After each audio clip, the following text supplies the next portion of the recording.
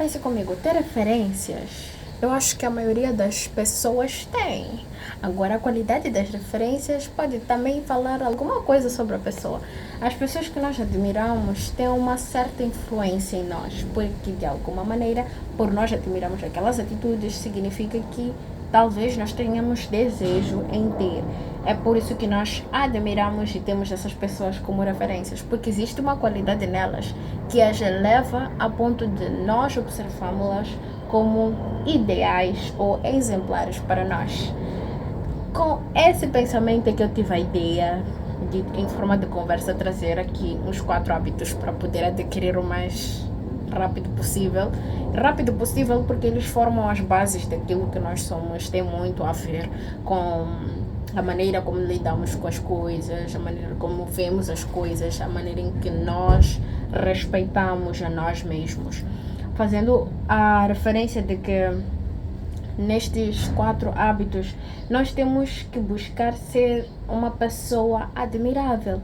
Se nós somos capazes de admirar os outros, obviamente nós também podemos ser admirados de alguma forma. Então, a pontualidade vai ser a primeira qualidade. A pontualidade ela tem profundidade em nós na medida em que nós conseguimos honrar um determinado compromisso.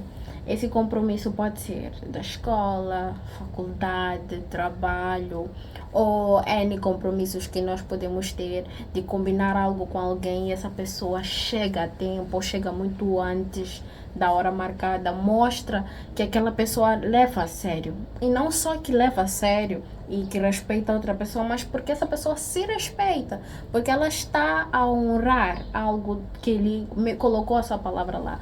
Nós precisamos honrar aquilo que nós empenhamos o nosso esforço, a nossa palavra. Como, por exemplo, se você está na universidade, você está lá porque você quer. É o esperado é que você queira, né? O esperado é que você queira estar lá.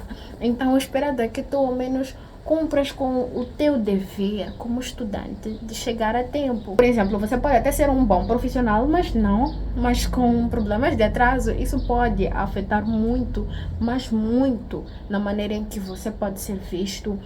Porque, apesar de ser um bom profissional, se você atrasa, isso soma negativamente para a maneira em que você será visto, para a imagem que você vai formar diante dos seus colegas de trabalho, até mesmo do seu patrão. De todas essas qualidades que eu aqui quero citar, não falo como alguém que já esteja no auge, que esteja já como profissional. É claro que isto para mim serve de aprendizado, mas é de uma forma constante que permitem-me dizer que sim, eu vejo os resultados e é por isso que eu mesmo preciso falar sobre essas coisas.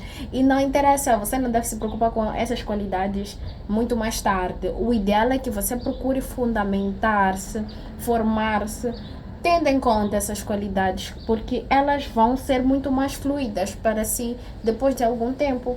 É melhor quando você consegue se dedicar antes e colher os frutos depois, do que chegar simplesmente na hora H e você ter mesmo que procurar tudo. Vai ser difícil se habituar porque um hábito leva tempo para ser formado in all of those things. A boa apresentação nada mais se funda naquilo que as pessoas veem e naquilo que você vê mesmo de si mesmo. Mas eu trago aqui uma concepção de que a beleza ela pode ser relacionada com a harmonia. A harmonia não tem nada a ver com extremos, mas sim com equilíbrios e evitar os extremos. Você não vai estar muito exagerada, mas também não vai estar muito desarrumada. É estar apresentável. É dentro do contexto em que você está inserida, você respeitar esse contexto. Porque você não vai colocar um fato de banho para ir para uma reunião. Obviamente que não. Você precisa estar apresentável, respeitar o lugar que você vai e se vestir não somente de acordo, mas estar no ponto. Você precisa ser essa pessoa apresentável. Isso porque, para começar, se você mesmo consegue preparar-se para si sem necessariamente ser por outra pessoa, isso já diz muito sobre si, de que você se respeita para começar. Porque tem a ver com o respeito que você forma sobre si mesmo. Porque não é só aquilo que as pessoas veem de nós mas aquilo que nós mesmos vemos para nós. Vamos dizer, uma saída com uma amiga, por exemplo. Se ela preocupou-se em organizar-se, se ela procurou se vestir de uma forma adequada ou até ficar bonita, isso mostra que ela se respeita e não só que respeita a ti, de que você merece se ver ela organizada. E então, por que não se organizar para si mesma?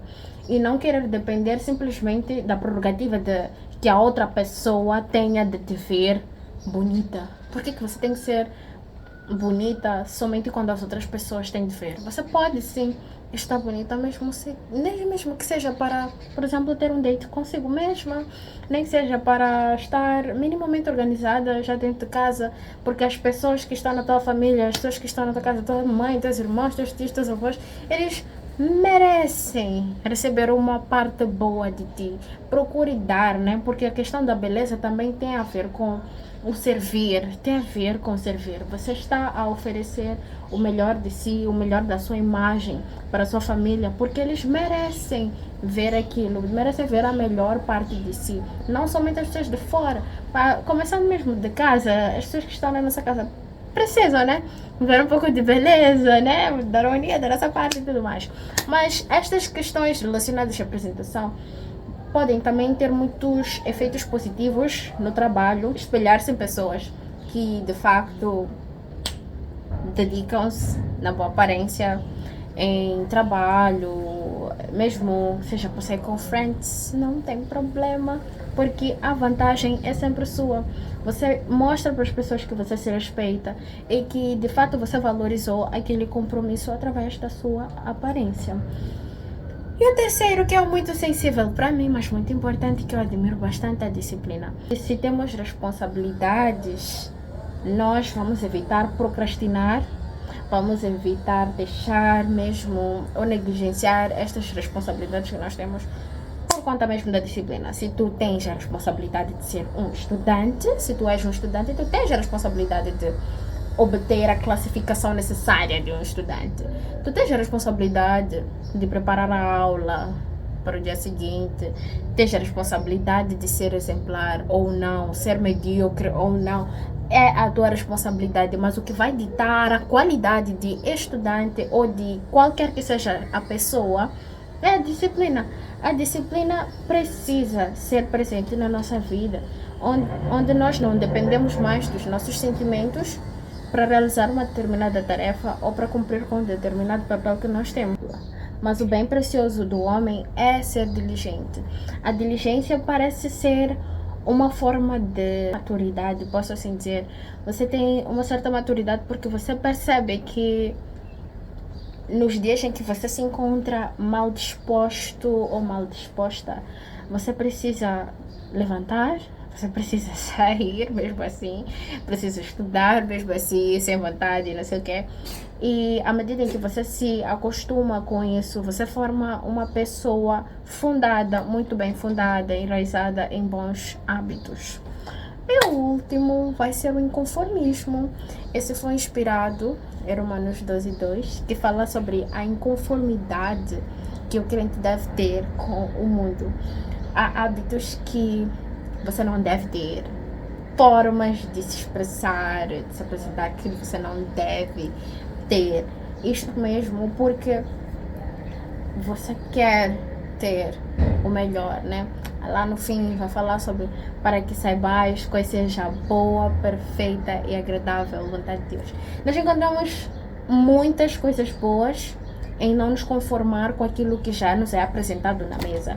Como, por exemplo, nós crescemos e fazemos parte de uma sociedade que existem aquilo que são as crenças populares, superstições, existem hábitos que nos são apresentados, assim que é, hábitos que nos são apresentados, assim que é, para nós, né? Mas normalmente quando nós crescemos, durante o nosso período como crianças, nós recebemos aquilo que nos é ensinado.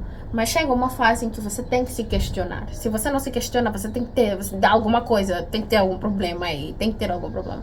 Porque até, normalmente, o adolescente é conhecido como uma fase, né? A adolescência é uma fase em que a criança está entre a juventude e a criancice mesmo, e a infância, onde começa a questionar tudo, ou se não questiona, se rebela. Então, a fase de questionamento pode até atravessar um pouco mais da adolescência, mas sim vir para a juventude, onde nós começamos a questionar o porquê de fazermos as coisas que fazemos, de onde é que vêm essas coisas, quem começou, porquê, porque mesmo que existem avenidas com nomes de alguns socialistas aqui em Maputo, por exemplo, porque necessariamente as coisas, né? A nossa sociedade tem uma certa mentalidade.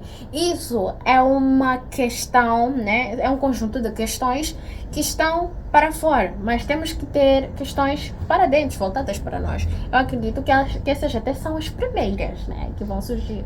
Que o inconformismo pode te levar a questionar determinados comportamentos que você mesmo vai ter, que eu mesma vou tendo, né? Os comportamentos que eu posso reprovar, que eu posso começar a dizer que não, isto aqui, por mais que me dê prazer, a curto prazo, a longo prazo não vai, a longo prazo isso não vai me dar benefícios, isso não condiz com a pessoa com quem eu quero ser, porque o inconformismo vou dizer que o inconformismo tem um conjunto de vantagens que nos levam a crescer e a nos desenvolver de alguma forma, porque a pergunta indica um conhecimento a ser adquirido.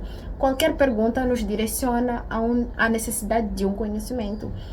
A inconformidade, ela é importante para que nós saibamos filtrar tudo quanto nós temos recebido, tudo quanto nos tem sido ensinado, para que saibamos os motivos, para que nós venhamos também a nos desviar daquilo que é bom, porque nós sabemos que temos que ter metas, né? Por exemplo, nós sabemos que temos que ter metas para estarmos muito bem focados, direcionados naquilo que nós precisamos saber. Bem, este foi um assunto que eu queria trazer hoje e espero te ver no próximo vídeo. Bye bye!